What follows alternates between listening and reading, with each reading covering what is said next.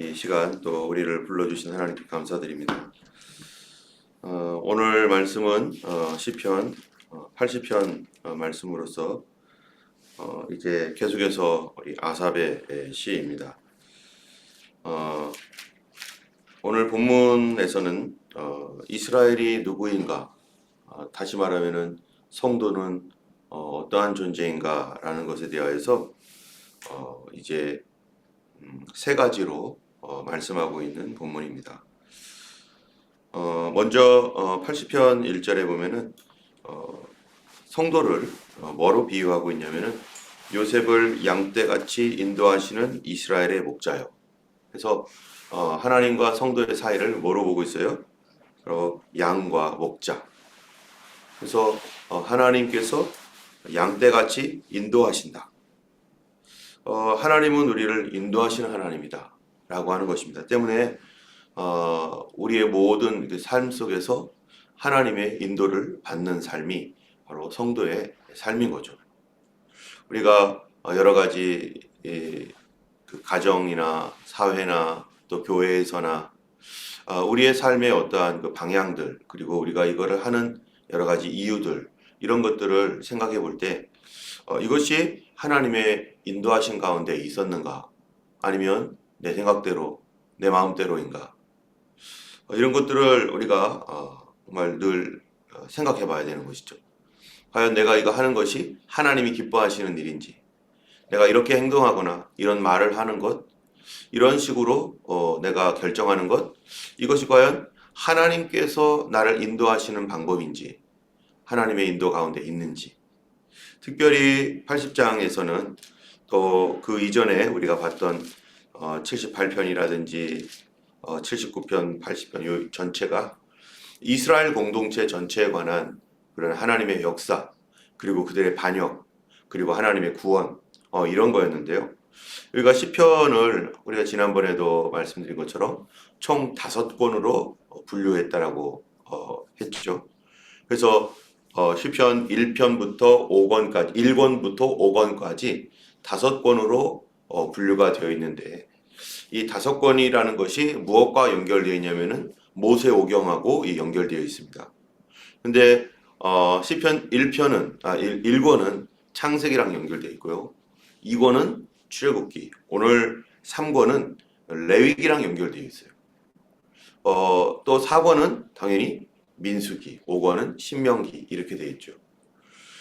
레위기에서는 이스라엘 백성들이 하나님 앞에 예배하는 것, 그리고 어떻게 용서를 받고 또 어떻게 회복되어지는가, 하나님께서 5가지의 제사와 7가지의 절기를 통해서 하나님께 나아가는 법, 제사를 통해서 하나님께 나아가는 것이고, 7가지 절기는요, 하나님과 동행하는 삶.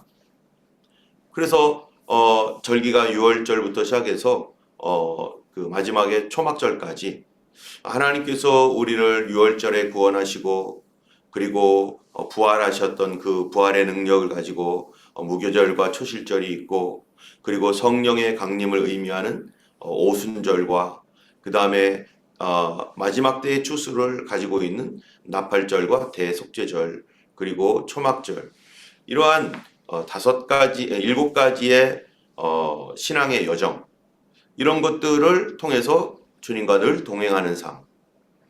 시편 80편에서는 이 레위기의 이런 말씀과 같이 그 안에 이스라엘 백성들이 왜 하나님께로부터 멀어졌고 왜 이렇게 어려운 가운데 있는가, 이거를 여기 보면은 하나님 우리를 돌이켜 달라고, 그리고 우리를 도와달라고, 우리와 함께 해달라고 하면서 주님 우리를 버리지 말라고, 우리가 다시 주께로 나아갑니다 라고 하는 것이 뭡니까? 하나님과 동행하는 그런 삶을 살기 위해 이스라엘 백성들에게 하나님께서 레위기서에서 또 요구하고 있던 것이 뭐냐면은 이 거룩이라는 것이죠. 그래서 부정하냐 깨끗하냐 라고 하는, 그래서 레위기 11장에서는 먹는 것까지도 어떻게 해요? 무엇을 먹어야 되며 뭐는 먹지 말아야 되는가.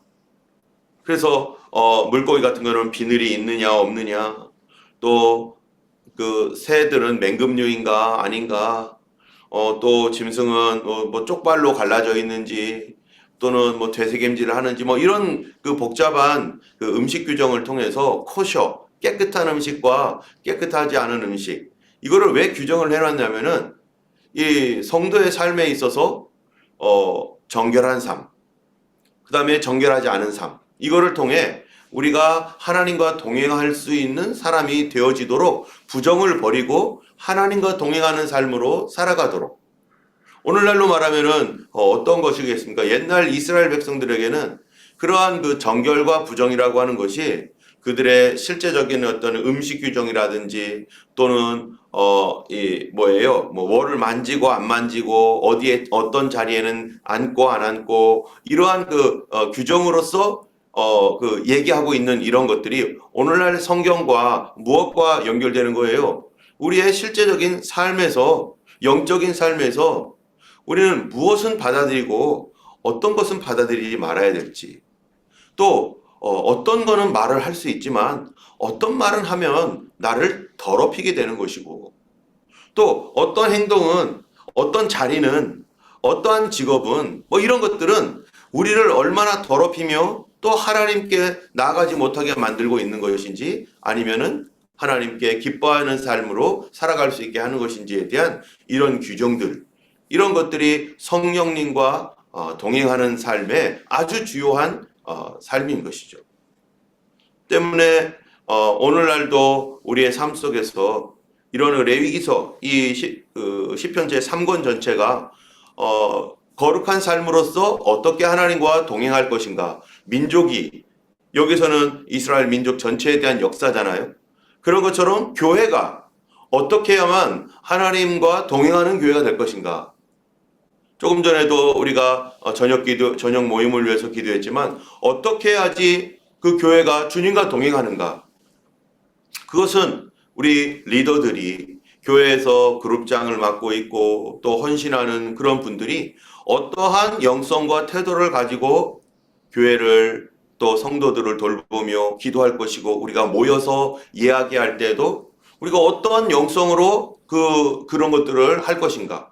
늘 주의를 해야 되는 거죠. 교회에 많은 일들이 있고 이런 것도 하고 저런 것도 하고 하지만 그것이 다 누구의 인도를 받아야 된다는 거예요. 하나님의 인도, 성령님의 인도가 여기에 있는가. 아무리 좋아도 하나님의 인도가 없으면 그것이 눈에 보기에 좋아도 하지 말고, 거기에 대한 하나님의 인도가 있다면 우리가 마음에 이건 나 지금 아직 때가 아닌 것 같은데 라고 할지라도 거기에 하나님의 인도하심이 있다면 우리가 그 인도하심을 믿음으로 받아들이면 분명히 그 안에 하나님의 역사들이 계속해서 일어날 것이라는 것입니다. 뿐만 아니라 교회의 전체적인 어떤 그 리더하는 모든 분들이 어떤 삶을 살 것인가. 정결한 삶. 여러분, 우리의 성경에서, 구약 성경의 레위기서의 정결한 삶의 규정들 아까도 얘기했지만 당장 입부터 시작되는 거예요. 뭘 먹을 것인지, 그리고 무엇을 말할 것인지. 그 먹는 것이 어떻게 돼요? 당연히 나오게 돼 있죠. 내가 뭐를 먹었느냐가 나오게 돼 있고, 내가 무슨 생각을 했느냐가 당연히 내 입으로 나오게 되는데, 바로 그것이 예수님께서 어느 날 마을을 지나가시는데 제자들이 뭐합니까? 손을 씻지 않고 음식을 먹었단 말이죠. 그러니까 사람들이 왜 손 안 씻고 먹느냐? 여러분, 이게 무슨 규정이에요? 그들이 말하는 레위기서를 응용해가지고 성경에는 그 손 씻고 먹어라 그런 거는 아니었었어요. 그런데 이 사람들이 거기다가 자기들 나름대로 전통이라고 하는 것으로 그런 것들을 더 만들어가지고 왜 손을 안 씻고 먹냐? 부정하다. 그러니까 예수님 뭐라고 말합니까? 사람의 몸에서 입으로 들어가는 것이 사람을 어떻게 한다고요? 더럽게 하는 게 아니다. 구약 성경에서는 레위기 11장에서 먹는 것 가지고 그것이 사람을 더럽게 한다라고 말하고 있지만 실제적으로 예수님이 이제 말하는 거죠. 왜 그렇게 하는 그 구약에서 그러한 그 example을 보여줬느냐? 바로 우리 삶에서 어떻게 성도들이 그리스도와 동행하며 성령 안에서 믿음 생활하는지를 실제적으로 그러한 구약에 있는 example을 통해서 우리 삶에 어떻게 적용할 것인지를 보여준 것이죠. 입으로 들어가는 것이 사람을 더럽히는 게 아니라 어떻게 한다는, 입에서 나오는 것이 너를 더럽힌다. 우리가 얼마나 내 입에서 했던 말로 나를 더럽혀 왔는가. 그러면은 그것이 고스란히 누구에게 영향을 미친다는 거예요? 나의 부정. 내가 했던 말이 나를 부정하게 만들어서 어떻게 못한다고요? 성령님의 인도함을 받지 못하게 한다는 거예요. 하나님의 도움 가운데 살지 못하게 한다는 거예요. 그런 것들이 나를 더럽힘으로 알면 점점점 하나님의 인도가 멀어지고, 다시 말하면은 하나님의 인도 받기가 힘들어진다는 거예요. 여러분, 우리가 예전에 뭐 지금도 그렇지만 예전에는 그 TV를 이렇게 이제 저희 집에서 테레비가 우리 동네에서 처음으로 들어왔던 집이었었어요. 그럼 막 사람들이 이제 막 엄청 와가지고 이제 테레비 보겠다고 7시부터 뭐 8시까지 이 테레비 보겠다고 온 사람들이 다 오면 제가 맨날마다 그 맨 앞에 가가지고 테레비를 타타닥 내 맘대로 막 들고, 그러면 저기 좀 봐, 우리 집이야 뭐 이러면서 뭐 이랬는데요. 그런데 테레비가 어떤 때는 잘 안 나와요. 그래서 그런 곳에서는 반드시 뭐를 세웁니까? 지붕 위에다가 안테나를 딱 세워요. 그래가지고 안테나가 세워져가지고 잘 안 나온다 싶으면 또 지붕 그쪽으로 올라가가지고 안테나를 막 이렇게 해서 만지고 막 이러면서 뭐 잘 나오는 쪽으로 막 이렇게 하는 거죠. 우리의 심령도 마찬가지예요.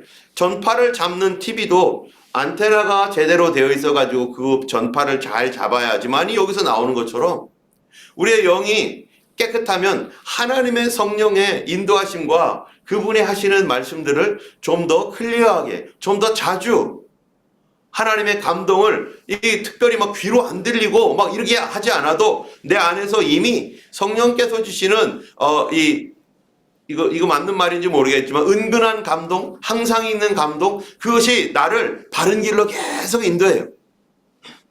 그런데 내가 부정해지고 더러워지면요, 그것이 나를 인도하는 게 아니라 옛날에는 그 은근한 지속적인 하나님의 그 감동하심으로 때때로 이렇게 가는 것이지, 이렇게 가는 것이, 이게 깨달아지고 그렇게 가요. 그런데 어느 날부터 내 입술로 범한 죄로 내가 뒤집어 써서 더러워지면 나에게 온팡 손해가 오는 거예요. 다른 사람을 비방하거나 욕을 하거나 부정적인 불신앙의 말을 하거나 이런 것들이요, 나로 하여금 성령님을 근심시키면 그것이 내가 전파를, 하나님의 은혜의 전파를 비우니까 여러분 이해하시고 드세요. 전파를 받는 데 있어서 내가 흐릿해지고 멍해지고, 그래서 하나님의 인도를 잘 분별 못합니다. 그러다 보니까 아무 말이나 하게 되고 아무렇게나 행동하게 되고, 그러다 보니까 잘못 가는 수가 생겨요. 그러다 보니까 하나님의 인도함에서 점점 멀어지니까 하나님의 뜻과는 상관없는 쪽으로 자꾸 생각하고 가게 되고, 나도 모르게 주님과 거리가 멀어지게 되는 거예요. 이스라엘 백성들이 왜 이렇게 되었는가? 요셉을 양떼같이 인도하시는 이스라엘의 목자요 라고 말할 때, 양은 누구의 음성을 들어야 되는 거예요?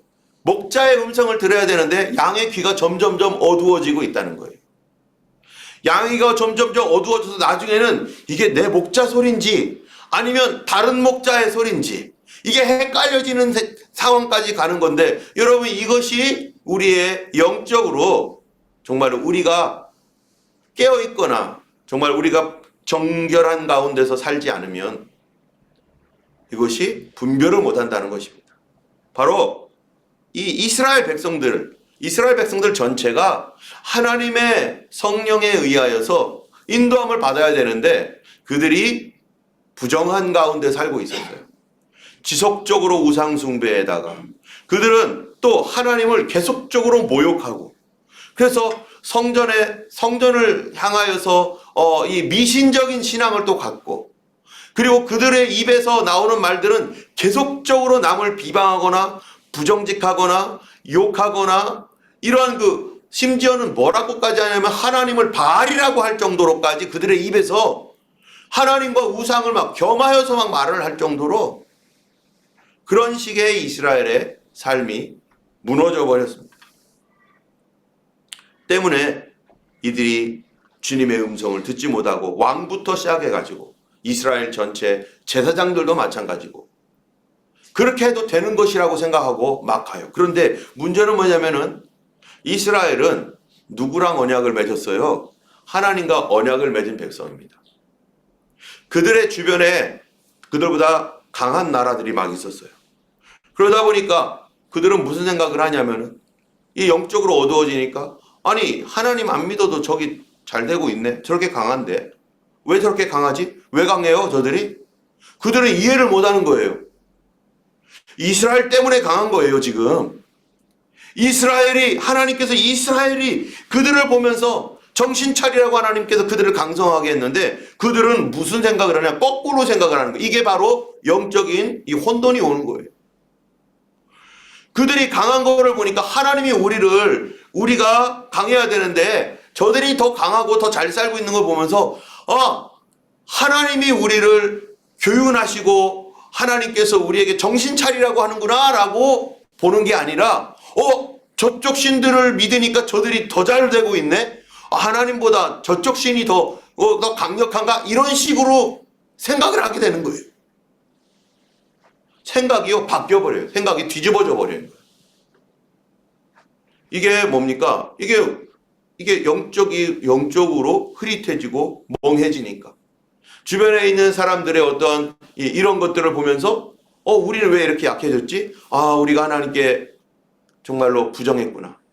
우리가 하나님 앞에 우리는 하나님과 언약을 맺었는데 이 언약은 영적으로나 육적으로나 번성하고 정말로 세계 모든 민족에 뛰어난 민족이 되는 것, 그 언약을 지킬 때 하나님 그렇게 우리를 만들어 주신다고 했는데 아니 우리는 지금 작아지고 저들이 더 높아지는 걸 보면서 우리가 하나님의 언약 가운데에서 온전하지 못하고 있구나 라고 그 언약을 생각하고서 거기에서 시작을 해야 되는데 이거는 언약을 생각하는 게 아니라 잘 사냐 못 사냐 더 강력하냐 안 하느냐 이런 것을 보면서 저들은 왜 저렇게 우리보다 잘 되지 부러워하고 있는 무슨 백성이에요? 이스라엘은 언약 백성입니다.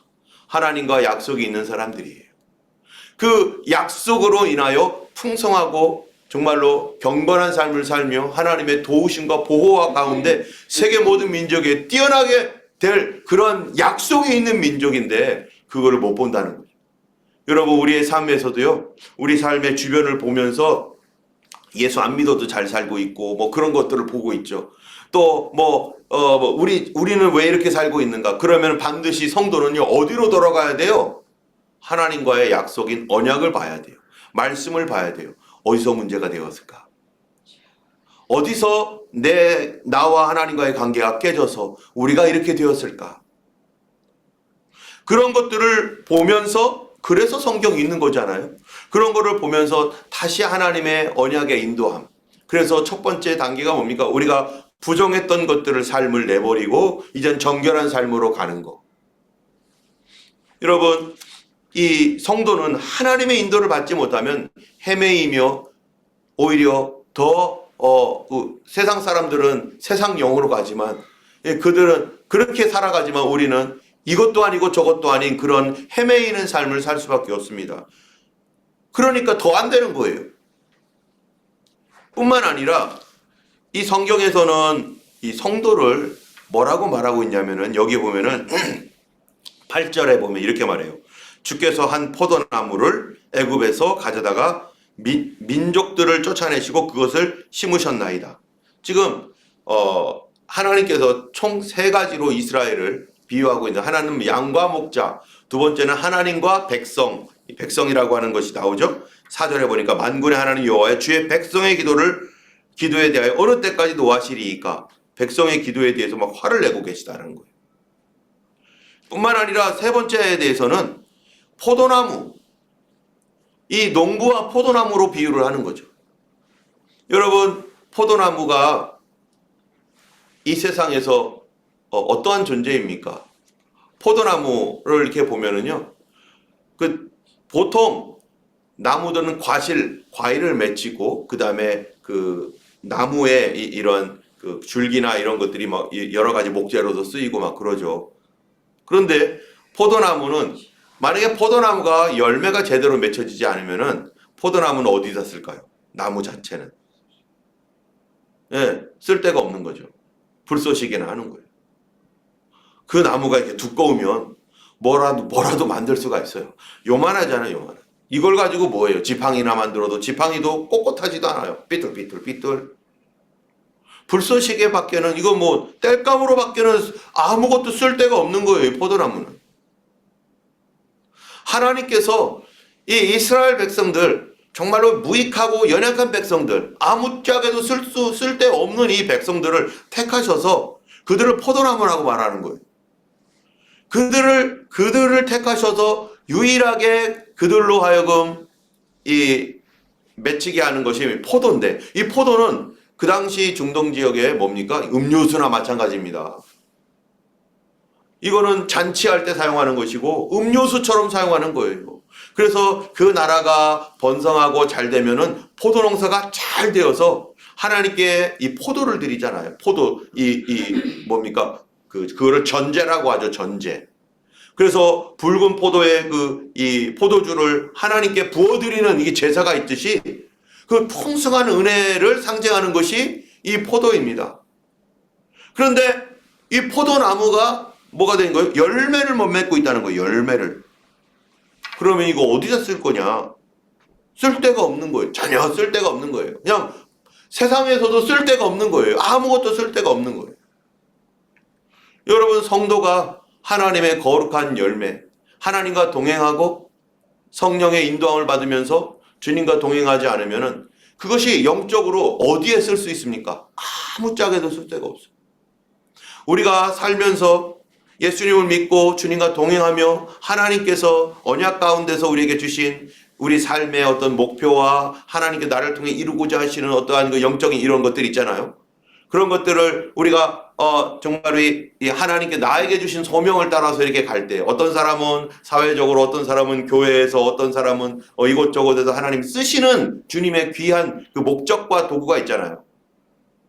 그러한 그 교회를 섬기고 이웃을 섬기고 세계를 선교하고 하는 이런 하나님의 그 뜻을 위해서 우리를 부르셨고 우리의 세속적인 삶도 그것들을 서포트하라고 하나님이 풍성하게 주시고 계시는데 그것에서 벗어나서 하나님의 부르신 소명과 우리에게 주신 어떠한 그 달란트의 그 이유들, 하나님이 왜 주셨는지에 대하여 이거를 잊어버리고 인간적으로 그것을 하나님 주신 복을 또 하나님 주신 능력을 자기 멋대로 사용하면은 마치 이것은 하나님 보실 때 무엇과 같다는 거예요? 세상적으로는 잘 살고 대단한 것 같지만은 큰 나무고 뭐 대단하게 쓰임 받는 것 같지만 하나님 눈으로 볼 때는 비쩍 말라 비틀어진 뭐와 같다는 거예요?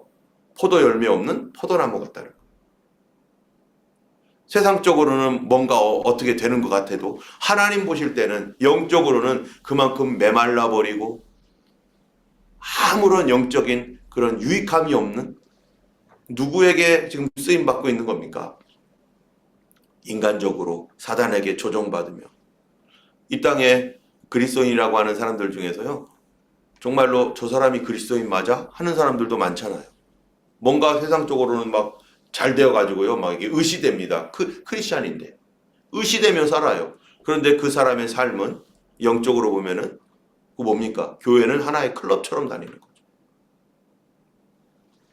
이스라엘이 그랬을 때 갑작스럽게 어떤 일이 생기는가? 12절에 보니까 주께서 어찌하여 그 담을 허시사 길을 지나가는 모든 이들이 그것을 따게 하셨나이까?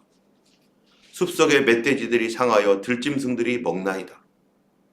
하나님께서 포도나무 농장을 만들으셔서 그들에게 좋은 포도 맺히기를 원했는데 그들이 뭐 했다는 거예요? 여기 보니까 그들이 하나님께서 애굽에서 가져다가 심었는데 뿌리가 깊이 내렸는데 어찌하여 그 담을 허시사, 담이 헐어버려서 짐승들이 들어와가지고 다 따먹는다는 겁니다. 이게 뭡니까? 이스라엘의 현실을 얘기하고 있는 거예요.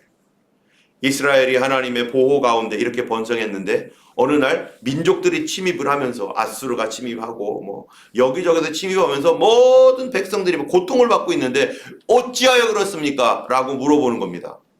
여러분, 어찌하여 그랬다는 겁니까? 하나님과의 언약을 멀리하고 깨고 그들의 삶이 부정하게 되어서.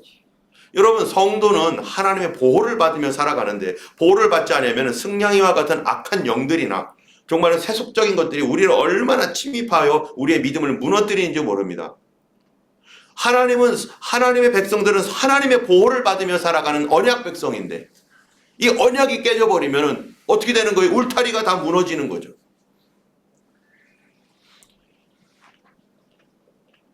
우리가 하나님의 언약 백성으로서 이 언약을 지키고 하나님의 보호의 울타리로 영적으로나 육적으로나 이 보호의 울타리가 든든하게 되려면은 반드시 있어야 될 게 뭐겠어요? 왜 하나님이 이스라엘에게 이 담을 헐어버렸습니까? 우리가 이 열왕기 상하, 역대 상하를 보면은요, 이스라엘이 유다가 어떻게 했는지 나와 있어요. 뭐 했어요? 하나님과 언약을 버리고 우상을 숭배하고 돈을 숭배하고 서로에 대하여 욕을 하고 또 이 부정직한 그 삶을 그들의 삶으로 그냥 그게 그래도 되는 거라고 생각하면 막 살아가고 그 온 나라가 더러운 누룩으로 가득해가지고 하나님의 도움을 받을 수 없는 그래도 하나님이 보호해 주시는가 만약 그러면 그들이 잘못 생각하게 될 수밖에 없고 하나님이 그들을 도와줄 수 없는 상태가 됐어요. 그들이 회개하고 돌아와야 되는데 그런데 이스라엘과 유다가 회개하고 돌아오기를커녕 그들이 점점점 더 악해져서 어떻게 됩니까?